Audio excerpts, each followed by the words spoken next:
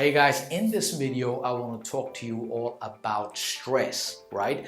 Everyone is going through some sort of stress. If you're in school, I know that you're stressful for your exams. You're worried about your future. You're worried about who's going to give you a job. Or you might be stressed about getting into the right college for your bachelor's or your master's. I remember when I was in school or even in college, I was always stressed about my future, right? Because I knew that I did not have a lot of corporate skills. So I was always worried and stressed that who's going to give me my first job. And I was always worried about my finances, even though when I was in my teens. And then once I graduated from my bachelor's, and then I was worried about my master's degree, and then I was worried about my job prospects, right? So what I really want to talk about is, again, stress. And if you are in some stressful situations yourself, or if you are having the stressful response to stressful situation, this is one of the most important videos that you are going to watch this week. Let's first understand the biochemistry of our brain when we are going through some stressful situations. Now, every time we are stressing, every time we are stressful, our brain automatically produces and releases a chemical called cortisol into our adrenaline gland and our bloodstream.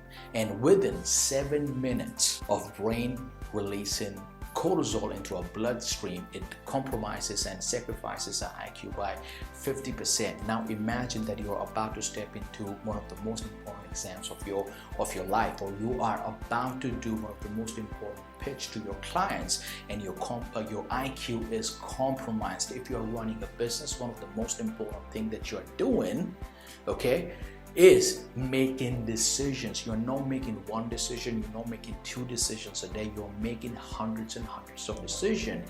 But when your IQ is compromised, the last thing you should be doing is making any decisions or running a business, because your perception is already jaded. So every decision that you are going to make when your perception is clouded and jaded is born out of fear, born out of scarcity mentality. Cortisol destroys hormone profile, it destroys estrogen, it destroys testosterone in your body. And symptoms of that in many men and women is weight gain. It also destroys biological balance in your gut, so it affects your metabolism. Okay, so understand this: stress is bad news. Good if experienced in short bursts, if required. If you're living your life in a constant state of stress, what it does, it inhibits your body's ability to rebuild and regenerate new cells. How do we condition ourselves to stress? By exposing ourselves to stressful situation, right? Now, what do we mean by that? Is when we are in stressful situation, majority of the people, what they do is they try and avoid the stressful situation. If you're having a bad relationship with your manager, you don't want to see his face every single day, so you're trying to avoid that stress. Instead of just walking into his office and have a genuine conversation, we try and avoid it.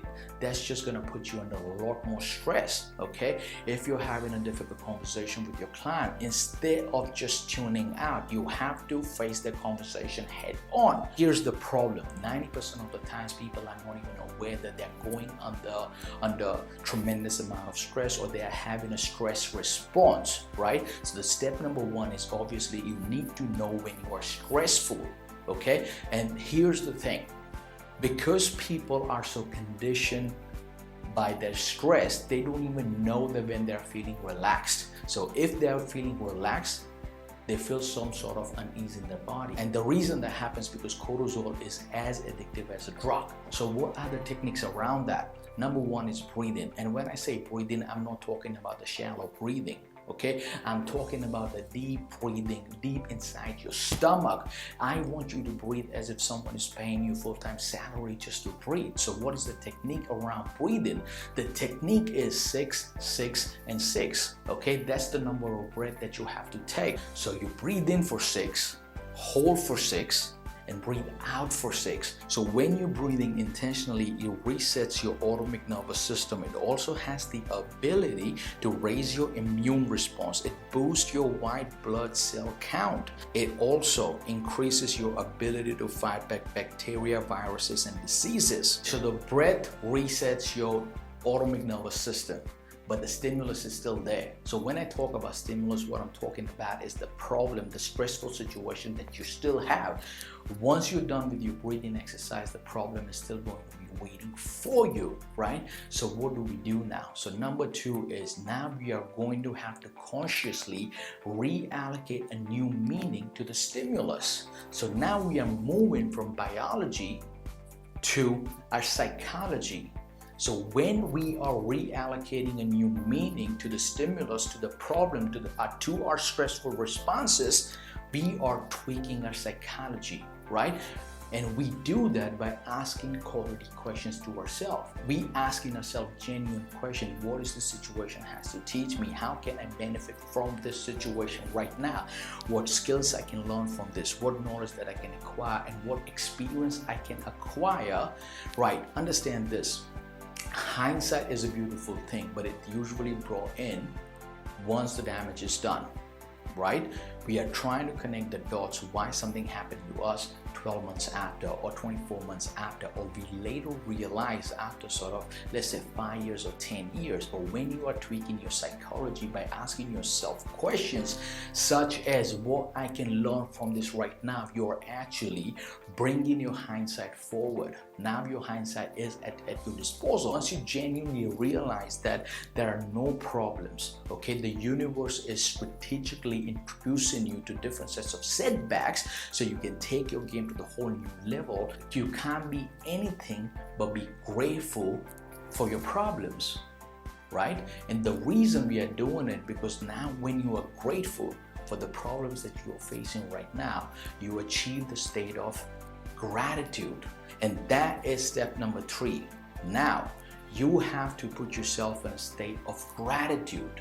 What happens when you are spending your time being grateful for what you already have, when you are grateful for the problems that you are facing and the challenges that you are facing, what really happens? Brain releases the DHEA into your bloodstream and adrenal glands, and what happens is it elevates your immune system, it elevates your immune response so you can fight diseases, viruses, bacteria more effectively. And again, DHEA is the antidote of cortisol. When you are actually grateful for what you already have, when you are grateful for your problems and stressful situations, what happens is cortisol level in your body goes down effectively, right? And the last one is visualization. So when you are about to step into a meeting, you have to feel those experiences in advance. You have to prepare for the meeting in your mind, because the mind cannot differentiate what's really happening in the reality and what's really happening in your mind. So if you're about to sit into an exam, you have to visualize that how you want to perform in the exam beforehand, right?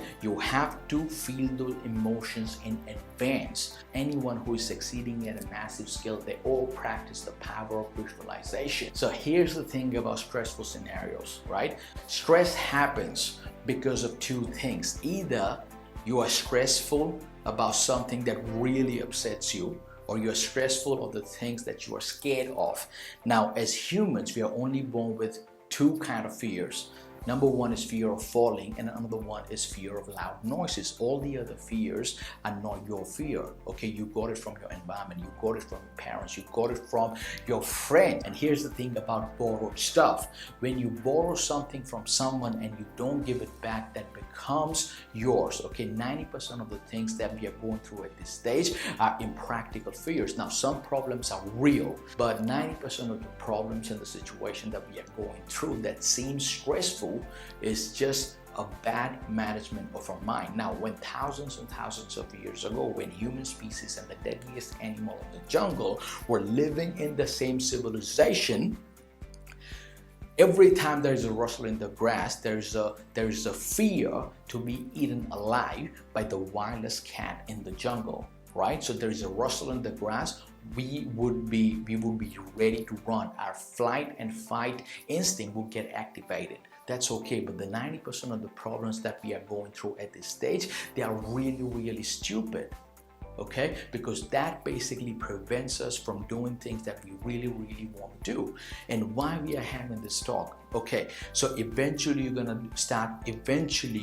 to start doing great things in your life. Okay, right now you may be not happy with the kind of money that you're making, but eventually you're going to come at a stage where you're making a lot of money.